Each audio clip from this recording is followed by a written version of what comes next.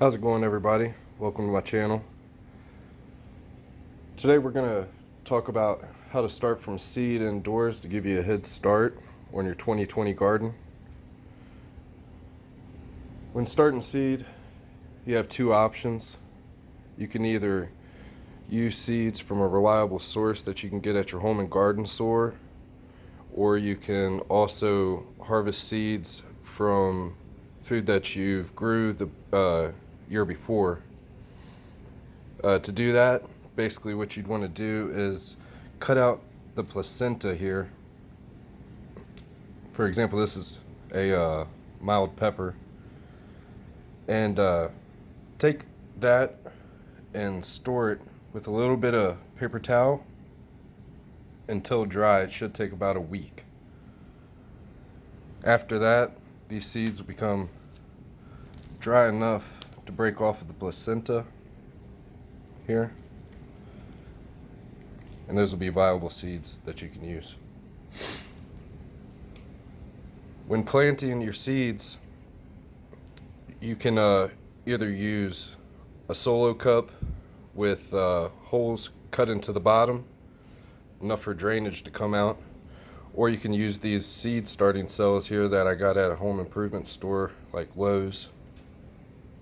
And I just use your typical Miracle Grow potting mix. It always works for me every year. So after you've already placed your potting mix into your seed starting cells, you'll want to pack it down just very slightly, not too tight, that way to allow drainage, and then backfill in again over the top with a lighter layer of soil. Now I've already got it started here, and I've already pre-moistened this and poked holes about a ½ inch down for our seeds to go into. And what you'll want to do, in this example we have a cayenne pepper here. You'll take a seed and drop one in each little cell here. Now if you have a bigger medium, like a solo cup or just a larger seed starting cell, it's safe enough to do 2 seeds at a time in each cell. That way, once the seed starts, you can choose one out of the 2 that's growing better, or sometimes one may not even reach the surface at all.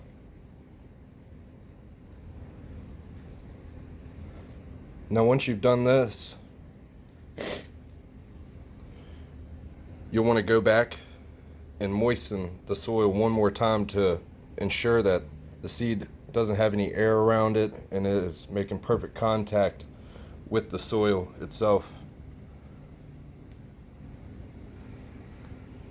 Now one thing that I want to mention is when you're buying your soil, make sure you buy it from somewhere where it's been kept indoors and away from outside air, because you don't want any fungi or algae spores getting into your soil mix, because that in return is going to damage your plants and take away from any type of nutrition that is already in the soil.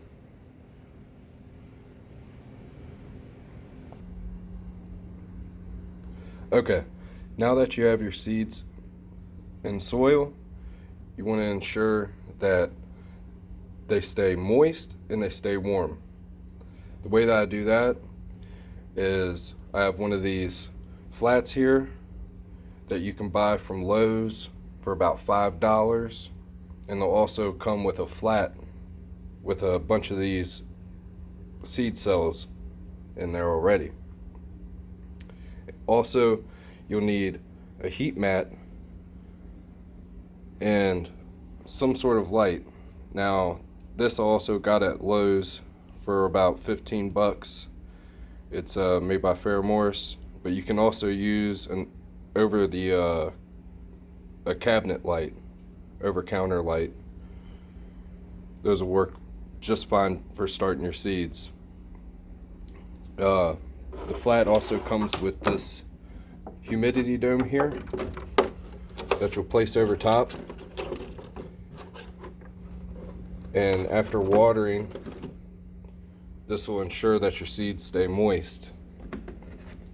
So you place this flat over top of the heat mat, and you want to leave the light on 24/7 and also the heat mat 24/7 until your seeds have sprouted. Once they've sprouted, you're going to want to take the heat mat off and cut your lights back to between 14 hours a day to 16 hours a day until they've gotten at least one set of true leaves, and I'll show you what that looks like here in a minute. And then you'll want to cut back to 12 hours a day for fruiting. And that's when your pepper plants, in this case, will start creating flowers and then creating fruit. Peppers in this case. Now after about a week or two, depending on the pepper, some super hot peppers could take longer than your average jalapeno. You should end up with a sprout similar to this.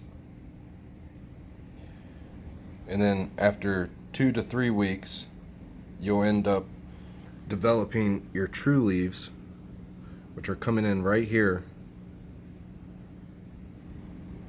And a little bit later, you'll start developing what is your true leaves that come past your seedling leaves. This is a good time to start thinking about fertilizer. I use a organic fish fertilizer. Use about a teaspoon to 2 teaspoons of this in a gallon of water, and it won't harm your plants or burn them at all, and it will give them that little kick start to help them have a successful start.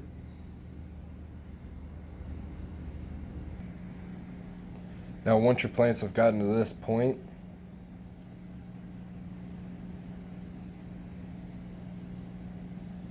check back with me.